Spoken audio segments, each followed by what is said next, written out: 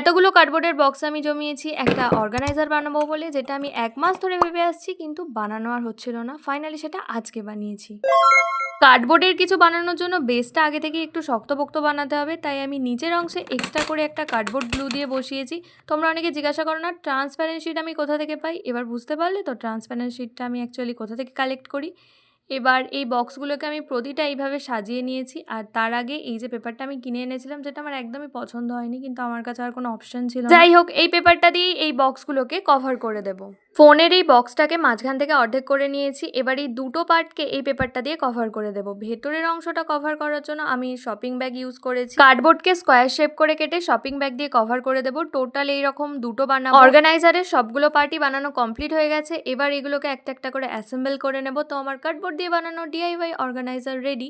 এটার মধ্যে আমি আমার কিছু ক্রাফট মেটেরিয়াল রাখবো, তবে কি কি রাখবো সেটাই বুঝতে পারছি না, তাই নেক্সট ভিডিও তোমাদের সঙ্গে শেয়ার করবো এটার মধ্যে কি কি রাখলাম। চলো টাটা।